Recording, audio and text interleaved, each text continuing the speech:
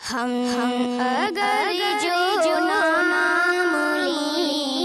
अहमद रज़ा का।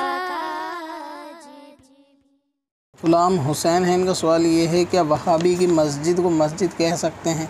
क्या उसकी मस्जिद भी मस्जिद ही के हुक्म में आएगी जो मस्जिद वहाबी ने तामीर की है?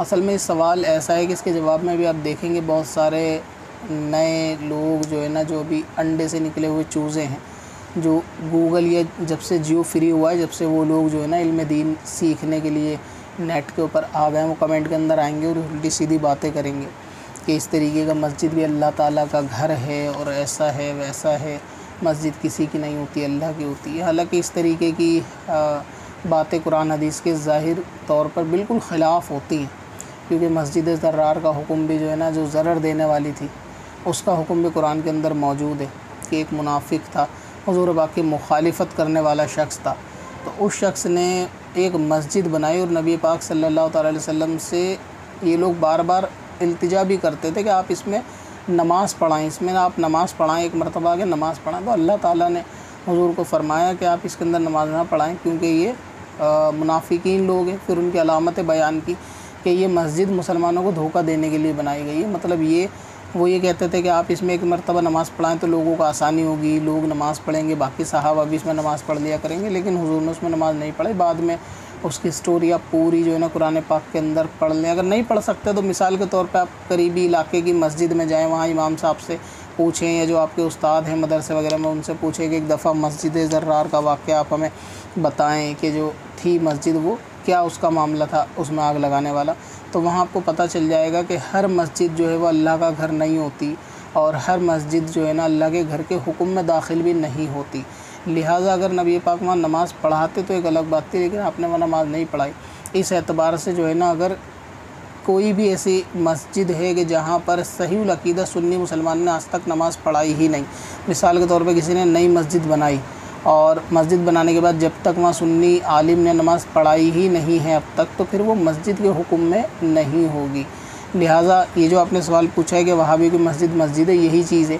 क्या वो शुरू से उन लोगों के कब्ज़े में रही है या फिर बाद में उन लोगों ने उस पर कब्ज़ा किया है? जैसा कि फ़िलहाल मौजूदा दौर के अंदर भी बहुत सारी ऐसी मस्जिदें हैं, दिल्ली के अंदर ही ताज़ा मिसालें हैं, बाकी के जिनके अंदर पहले अहले सुन्नत के सुन्नी हनफी बरेलवी इमाम हुआ करते थे, बाद में नमाजियों की तादाद घटी या कमेटी वाले जो है ना देवबंदी बने धीरे धीरे, और इस तरीके से मस्जिद जो है ना देवबंदी इमामत के कब्ज़े में चली गई। ऐसी बहुत सारी मस्जिदें होती हैं। तो सेम ऐसा ही होता है कि अगर ये मस्जिद जिसके बारे में आप मालूम करना चाहते हैं कि पहले सही अक़ीदा इमाम व नमाज़ पढ़ाते थे और वो मस्जिद थी, तब तो वो मस्जिद ही रहेगी।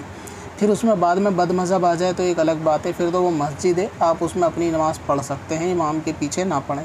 और अगर ऐसी है कि वो मस्जिद तामीर ही वहाबियों ने की है और उसमें आज तक कोई सुन्नी इमाम नहीं आया, तो फिर वो एक बिल्डिंग के हुक्म में, फिर वो कोई मस्जिद शरीयत के एतबार से नहीं है। लोग उसको मस्जिद समझे तो वो उनकी अपनी राय है, लेकिन शरीयत लोगों की राय से इत्तेफाक नहीं करती कि वो अपने दिलो दिमाग में क्या सोचते हैं कि अगर कोई नक्शा मस्जिद की तरह बना हो तो वो मस्जिद करार पाएगा, ऐसा नहीं है।